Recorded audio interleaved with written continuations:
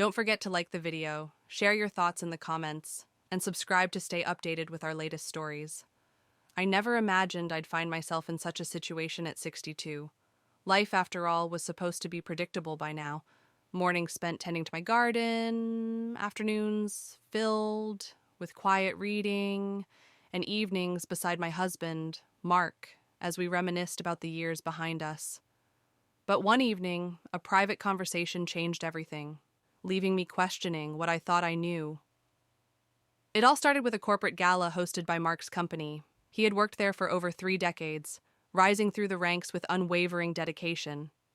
His boss, Richard Caldwell, was a man of quiet authority, someone I'd only exchanged polite pleasantries with at previous events. He was in his mid-60s, tall and distinguished, with an air of quiet confidence that seemed effortless. The gala was held at an upscale hotel in downtown Chicago, its grand chandeliers casting a warm glow over the elegantly dressed attendees. The room hummed with conversation, the clinking of glasses, and the soft melody of a live jazz band in the corner. I wasn't particularly fond of these events. I preferred the comfort of home, but Mark had insisted. So I had slipped into a modest navy blue dress and agreed to accompany him. Everything seemed perfectly ordinary at first. Mark was caught up in discussions with his colleagues, and I occupied myself by chatting with the other spouses. That was until Richard approached me. "Evelyn, may I have a moment?" he asked, his deep voice carrying over the din of the room. I hesitated a moment. What could Mark's boss possibly want with me? But I smiled lightly and nodded, following him as he led me through a side corridor, away from the main ballroom. The air was quieter here, the sounds of the gala fading behind us. He guided me to a private lounge, a cozy room with dim lighting, a fireplace, and leather armchairs.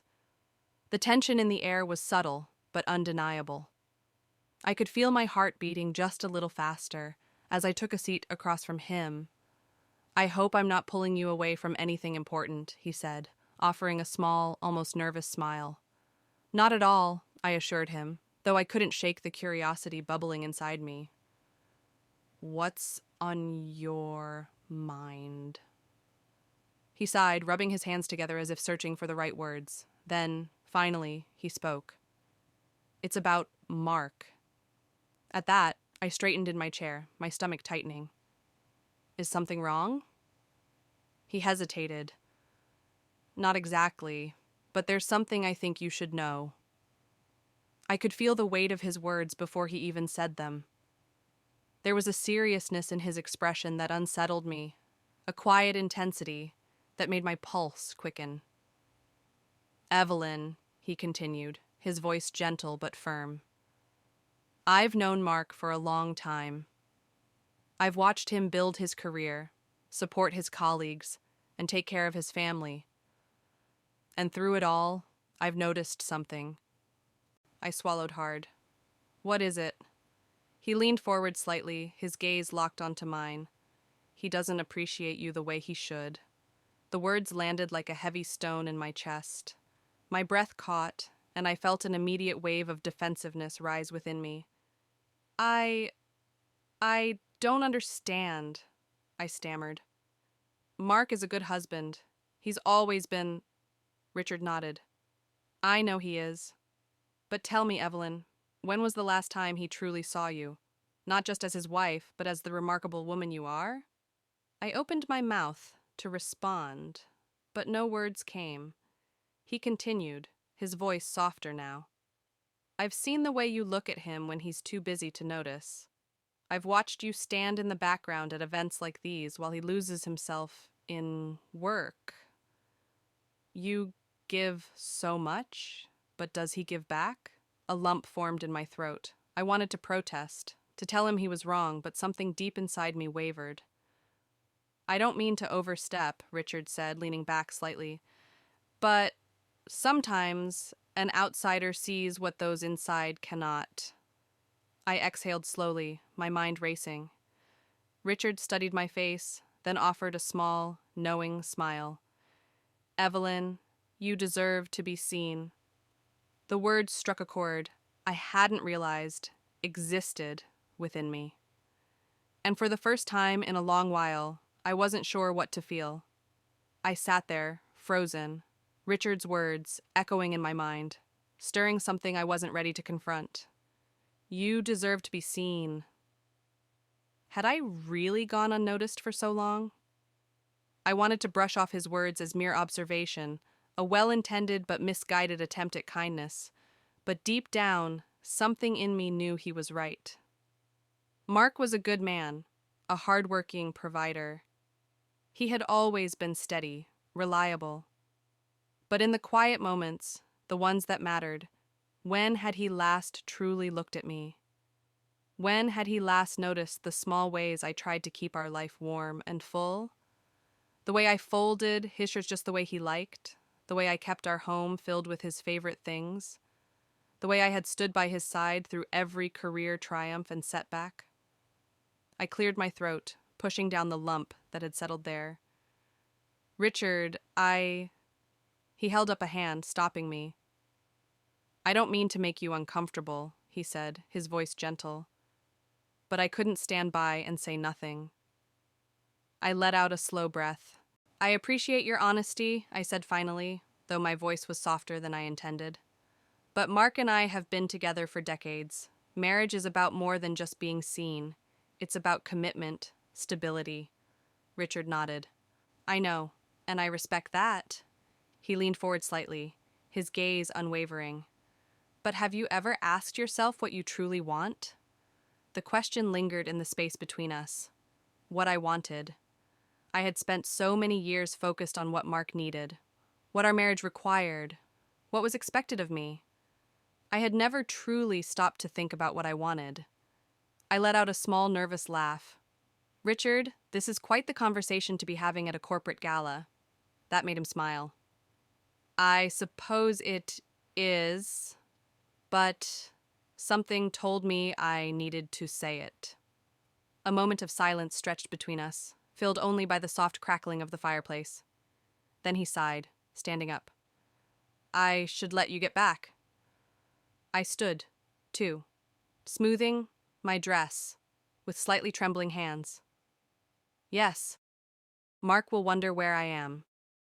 Richard nodded, but there was something unreadable in his expression. Evelyn, just promise me one thing. I tilted my head. What's that? Don't dismiss what I said. Think about it. I hesitated, then nodded slowly. All right. He gave me a small smile before stepping aside, gesturing toward the door. As I walked past him, I felt the warmth of his presence beside me, the weight of the conversation still pressing on my chest. The gala was still in full swing when I returned. Mark was exactly where I had left him, deep in conversation with his colleagues. He didn't notice me at first. I stood at a distance for a moment, watching him. His face was animated, his hands moving as he spoke. It was a side of him I had always loved, his passion, his drive. But then I thought about what Richard had said. Had Mark ever looked at me that way? When he finally glanced over and saw me standing there, he gave me a small nod before turning back to his conversation. Something inside me shifted. Richard had planted a seed.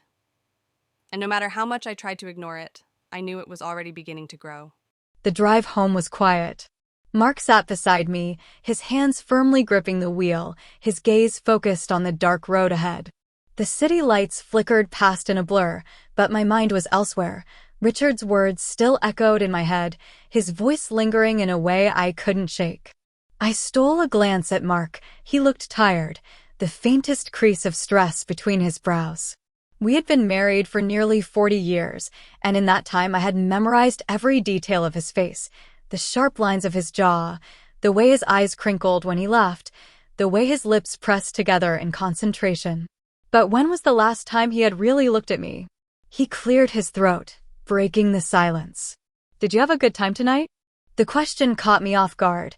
It was something he asked after every event, every gathering, every dinner party. almost as if out of obligation rather than genuine curiosity. I hesitated before answering. It was interesting. He nodded absently. Good, good, and just like that, the conversation ended. I turned my gaze back toward the window, watching the city slip away as we moved toward the quiet suburbs. When we got home, Mark did what he always did, took off his jacket, set his keys on the counter, and retreated to his office for one last check of his emails. I stood in the kitchen for a long moment, staring at the empty space where he had just been. I wasn't angry at him. Not exactly. Mark had always been this way, dedicated to his work, steady in his routines. He had given me a good life, a secure life. But Richard's words had unearthed something in me, something I couldn't push back down. I walked to the bedroom and caught my reflection in the mirror, 62 years old. My once auburn hair now carried streaks of silver. Faint lines traced my face, reminders of the years I had lived. But my eyes, they were still the same, and in them I saw something I hadn't noticed in a long time: loneliness. I had always assumed this was just part of aging, this quiet fading into the background, this gradual slipping into routine. But now, for the first time, I wondered, was it? The next morning, as Mark left for work, he kissed me on the cheek and said, "I'll be home late. There's a big client meeting." I nodded, offering a small smile. "All right, be safe," and then he was gone. I stood in the doorway for a long moment before stepping back inside. Normally, I would fill my day with errands, housework, or gardening, but today I felt restless. Before I could talk myself out of it, I reached for my phone and dialed a number I never thought I would. Richard answered on the second ring. "Evelyn?" His voice carried the faintest note of surprise. I took a slow breath. "Do you have time for a cup of coffee?" There was a pause and then, softly of course. An hour later, I found myself sitting across from him at a quiet cafe near the lake. The air smelled of roasted coffee beans and fresh pastries, and outside, the autumn leaves danced in the breeze. Richard looked at me with quiet curiosity. "I wasn't sure if I'd hear from you," he said as I stirred my coffee, watching the swirls of cream blend into the dark liquid. "I wasn't sure if I'd call." He nodded, waiting. I exhaled slowly. "I've been thinking about what you said." His expression remained unreadable and I hesitated, then met his gaze. "You were bright. Something flickered in your eyes, something I couldn't quite name." "Evelyn, I'm not saying I regret my life.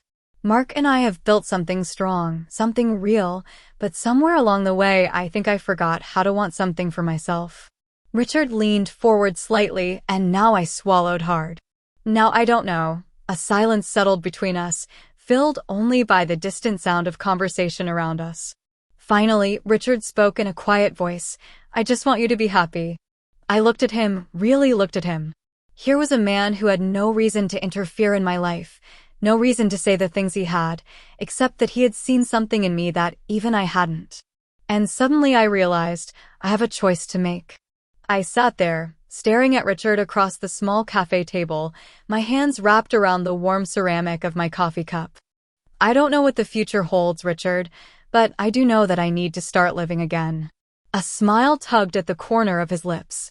"That's all I wanted you to realize." That night, when Mark came home, I was already sitting at the kitchen table waiting. He barely looked at me as he set his briefcase down and loosened his tie. "Long day," he muttered. "I'm exhausted." I watched him for a moment, this man I had built a life with, this man I had loved for decades, and yet as he moved around the house there was a distance between us, a chasm I hadn't noticed growing over the years. I took a deep breath. "Mark, can we talk?" He paused, finally glancing at me. "About what?" I swallowed. "About us." His brows furrowed slightly. "What about us?" I hesitated, then said the words that had been building inside me since last night. "I feel invisible, Mark." He blinked. "What?" "I feel like I've spent years being the wife who supports you, who keeps things running, who makes sure everything in our life stays steady." I continued, "And I do love you, but somewhere along the way I stopped being seen." He frowned, clearly caught off guard. "Evelyn, where's this coming from?" I shook my head. "It's been there for a long time. I just never let myself say it out loud." He sat down across from me, rubbing a hand over his face. "I didn't know you felt this way," he said. I studied him carefully. "Did you ever?" He was silent, and in that moment I realized something painful. Mark wasn't a bad husband. He wasn't cruel or neglectful on purpose. He had simply assumed, as I had, that marriage meant routine, that comfort was enough, that we didn't need to check in on each other the way we once did. But that wasn't living. That wasn't love. Not anymore. "What are you saying?" he finally asked, his voice cautious. I inhaled deeply. "I need to start living for me again."